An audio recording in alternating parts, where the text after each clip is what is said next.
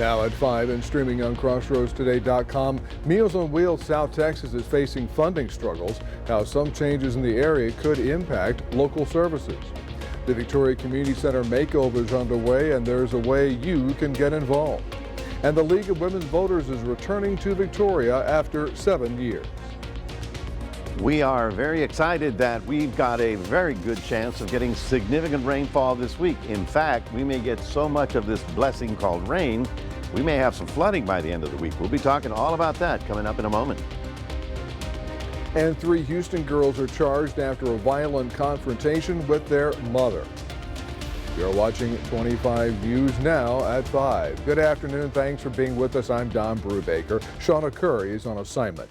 An historic organization focused on voting is creating a presence here in Victoria before the May election. 25 News Now reporter Trenton Whiting joins us now with more details on this group. Trenton? Thanks, Don. The League of Women Voters has origins in the 1920s and is setting root here in Victoria. It's not the first time the League has had a presence in town. The group disbanded over 7 years ago due to a lack of volunteers. Now, the League is returning, and Director Glenda Nickel is helping to lead the charge to provide nonpartisan election information to Victoria residents. The League has a past history of being a great supporter for our community in Victoria. They have a good history as a well-respected organization. We went from 0 in October of last year. We've got 25 members now and growing. The League creates a voter's guide to provide information on candidates and propositions. The group has a strict rule to not show direct support to any candidate or cause. The League of Women Voters is partnering with UHV for a candidate forum on campus on April 16th. The event begins at 5:30 inside the Walker Auditorium. The group will release an updated voter's guide on Friday. The League is trying to inform as many voters as possible before the May 3rd election. Don, back to you. Trenton, thank you. The City of Victoria will host 2 information sessions on the Victoria Community Center project. The first session is planned for Monday, March 31st from 5:30 to 7:30 at the Victoria Community Center. Residents can see renderings of the community center expansion and renovation, speak to city officials, and ask questions about the project and the venue tax. The Victoria City Council is asking voters to pass a 5% vehicle rental tax and a 2% hotel occupancy tax. Neither will affect residential property taxes. Okay, it's been sunny and nice today, but we've got some rain in our near future, as in maybe Thursday, and maybe lots of rain. So let's go to Mac Bettis with a first look at the forecast, because Mac will turn the maybes into positives or negatives, depending on what he has. Well, it gets very interesting, Don. Here we are, 2-3 months, no rain at all. All of a sudden, we've got a huge deluge moving in our direction. Now, this is the map of where the watches and warnings are. So from our area, Victoria County, all the way down to Laredo, down 59, we are already in a flash flood watch all the way through Friday. So beginning tomorrow, which is Wednesday, the storms will start beginning in our area. Then they'll start moving across the Rio Grande. You can see here's Austin, here's Victoria. And it all of a sudden gives us an incredible amount of rainfall around here. Now, I would be happy with 2 to 4 inches, but this is giving us the indication we may have 4 inches or more.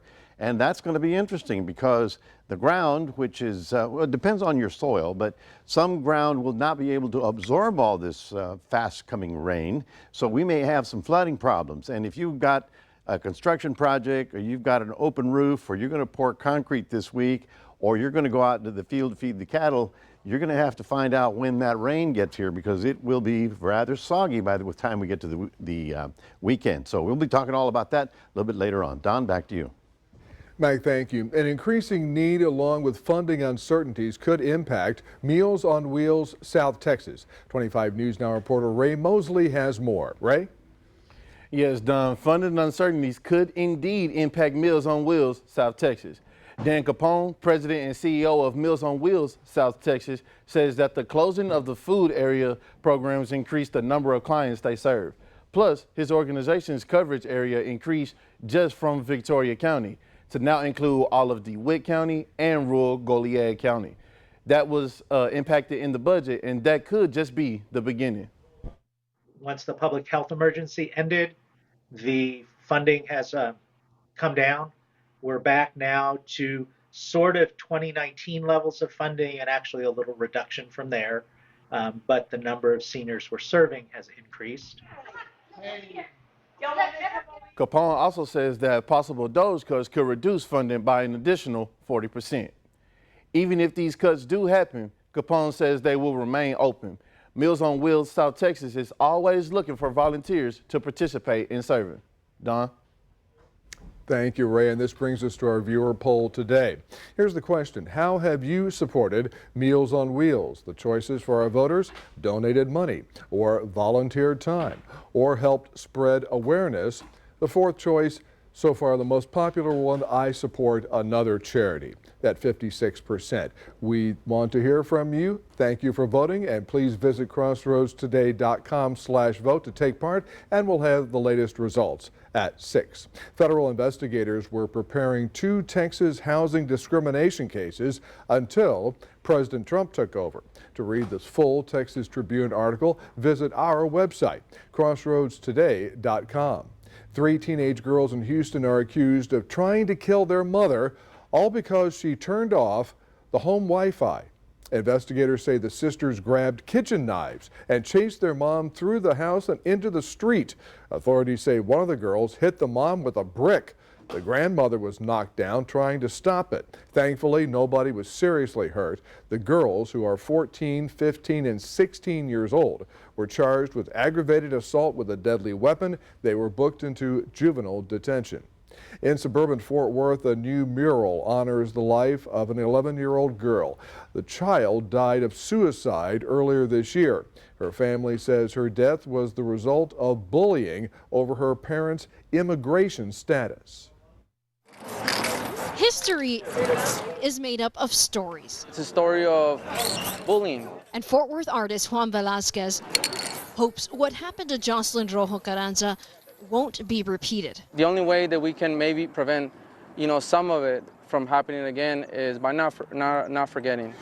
This group of Fort Worth students with the nonprofits My Brother's Keeper and My Sister's Keeper Going in right here. had an idea to honor the 11-year-old girl from Gainesville with a mural in the north side. That this mural is a way for us to kind of shed light on her story. Jocelyn's family says bullying at school over her parents' immigration status led to her suicide in February. Gainesville ISD confirmed the bullying happened. I think it goes to show what kind of impact these situations can have. For these Fort Worth students, the situation is personal. And I think that they wanted to send a message about being kind. Shortly after Jocelyn's death, a Fort Worth ISD teacher made an alleged post on social media urging ICE to visit Northside High School. That's when these students decided to do something. They wanted to kind of tie that experience into the mural. Dallas artist Armando Aguirre is filling it with color. I want it to be something beautiful. The vibrant mural, a way of shedding light on a dark story. The only way that we can maybe prevent, some of it from happening again is by not forgetting. She loved flowers, dancing. Her eyes sparkled. I wanted to make sure they reflect joy, life. That's how these artists want the young girl to be remembered.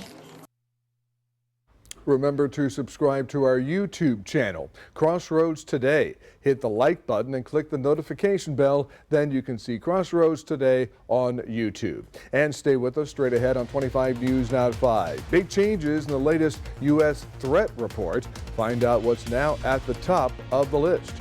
Also ahead, top officials face intense backlash following a major security breach that's raising serious concerns about the handling of sensitive information within the government.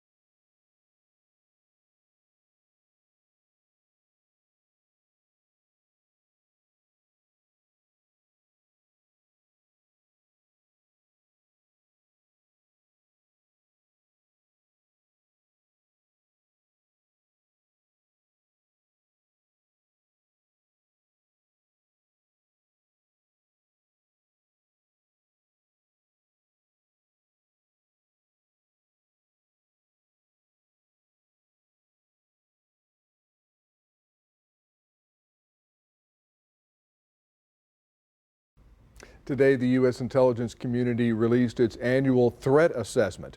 In the past, global conflicts and dangerous actors were major threats to the U.S. But for the first time in nearly 20 years, drug cartels now top the threat list. The report highlights cartels in Mexico and the Western Hemisphere, noting that fentanyl and other opioids caused over 52,000 deaths last year.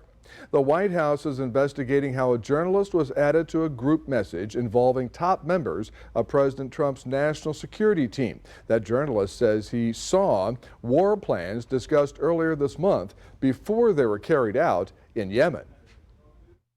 President Trump today standing by his national security team after a journalist was added to a group message where war plans in Yemen were reportedly discussed. We have an amazing group. Our national security now is stronger than it's ever been. The journalist who was inadvertently added to the group chat on the app Signal is editor-in-chief of The Atlantic, Jeffrey Goldberg. He says he was added to the chat by National Security Advisor Mike Waltz. We are looking into and reviewing how the heck he got into this room. Trump standing by Waltz. It's equipment and technology that's not perfect, and probably he won't be using it again. It comes after a heated hearing today on Capitol Hill, where two members of Trump's national security team who were part of the group chat were grilled by Senate Democrats. I want to make clear that I'm of the view that there ought to be resignations. This disrespect for our intelligence agencies and the personnel who work for them is entirely unacceptable. It's an embarrassment. This was a huge mistake, correct?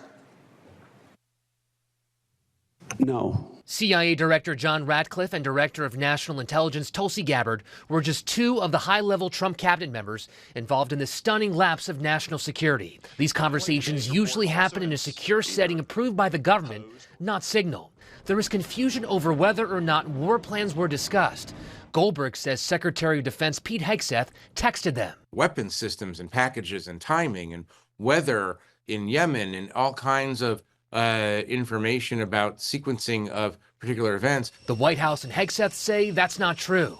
Nobody was texting war plans, and that's all I have to say about that. Gabbard today says no classified information was in the chat. She says military targets were discussed. I believe there was discussion around targets in general. Any mention of any military unit whatsoever? Mr. Ratcliffe? Not that I recall. Ms. Gabbard? Not that I recall. That Senate hearing continuing behind closed doors out of the view of the public. Both sides of the aisle are calling for a full investigation to find out exactly what was discussed in those messages. Perry Russum, ABC News, Washington. The National Institutes of Health halted funding for dozens of HIV-based research grants. The NIH reports the cuts align with President Trump's executive order on what he deems as, quote, wasteful spending, unquote.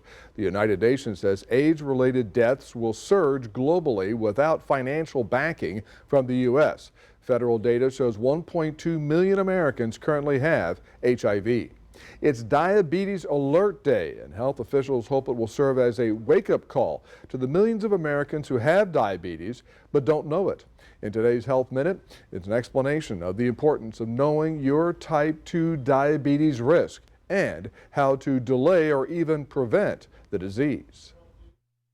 It's a leading cause of death. Diabetes is common, affecting more than 38 million Americans, but an estimated 9 million people in the U.S. have no idea they have it. One of the main issues with diabetes and prediabetes is that you don't feel it. Dr. Pramenda Kabandugama with Cleveland Clinic says that's why it's so important to be tested for the disease and to understand your risks so that you can take steps to manage or even prevent type 2 diabetes. While it can develop at any age, you're more likely to have the disease if you're overweight or have obesity, are age 35 or older, have a family history of the disease, or live a sedentary lifestyle. Certain races and ethnicities are also at higher risk, including African Americans, American Indians, Pacific Islanders, and some Asian Americans and Hispanic people. By the time most people find out, if they don't go for regular checkups, they've already had diabetes for quite a few years, and then they're kind of playing catch up from that moment on. Rebecca Bandugama says a simple blood test at the doctor's office can diagnose diabetes, and in many cases, the disease can be prevented by living a healthy lifestyle. Whether it's diet, whether it's exercise, being able to get yourself down to a healthy weight, that these are the cornerstone of preventing diabetes. For Health Minute, I'm Mandy Gaither. While prediabetes and type 2 diabetes often don't have any symptoms, the doctor says some patients can have signs, including being thirstier than usual, urinating more frequently, and fatigue. Well, good afternoon, everyone. A beautiful day out there, lots of sunshine, warm temperatures, 91 degrees right about now, a little bit higher than normal for this time of year. That was actually our high today, the low this morning at 54. But do you remember where you left your umbrella? How about your raincoat? All that stuff's going to be real important later this week. We'll talk about that in a moment. Stay tuned.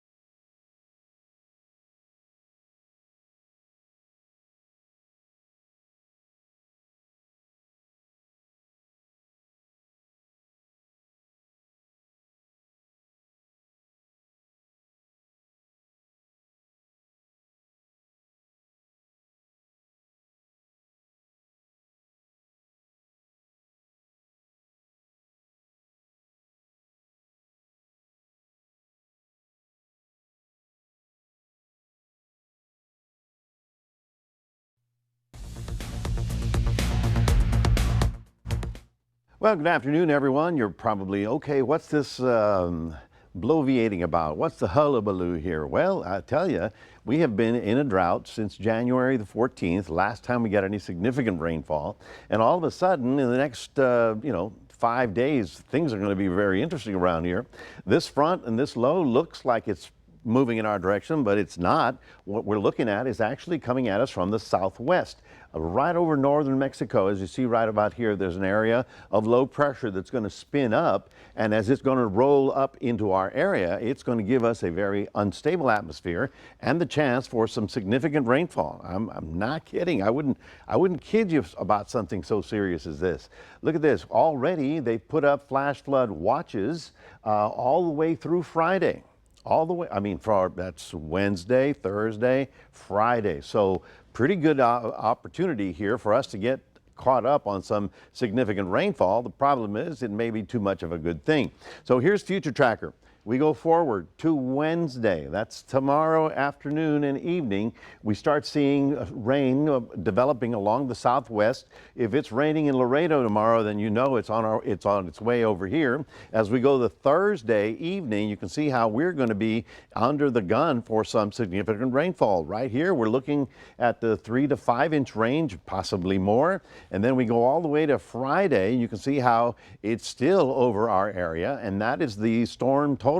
In other words, between now and Saturday, that's where the heaviest rain will be occurring right over us, and we are the ones that have been in a drought. Now tomorrow we're going to be looking at some fog early in the morning.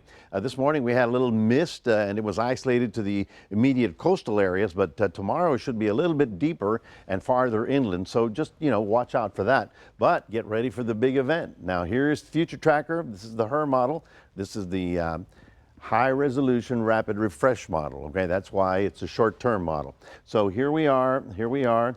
And you can see the clouds coming in tomorrow, okay? Then we go forward to Thursday. We've got Wednesday, 9 a.m. You can see the rain developing down along the Rio Grande. And then we get to Wednesday afternoon, and we should be seeing, at this time tomorrow, shower activity all across deep South Texas. Then on Thursday, it arrives here. Let me show you this one. This is the GFS, the global model. You can see how it rolls up into our area. We're talking Thursday here, and then going through Thursday night and into Friday. And by Friday morning, it does start to pull out of the area. But between now and then, we could have seen some very significant rainfall. So let's get ready for it. Okay, now if you were doing construction, if you've got a car down along the bottom of a river creek or river bottom or something like that, or cattle down there, just know that by the end of this week, significant rainfall. So we're going to go cloudy tonight with some fog along the coast. We're going to go shower activity late tomorrow. That's Wednesday night. And then pretty much same thing in Cuero. You're looking cloudy with a high of about 80 degrees and then scattered showers late. But the biggest rain will be on Thursday. We have alert days all the way through because of significant rainfall here and here. So keep that in mind and check back with us often to let you know how heavy the rain was going to be. That's your 7-day forecast, reminding everybody we do have a QR code. We'd love for you to scan that, put Crossroads a Day on your phone. And here's Don.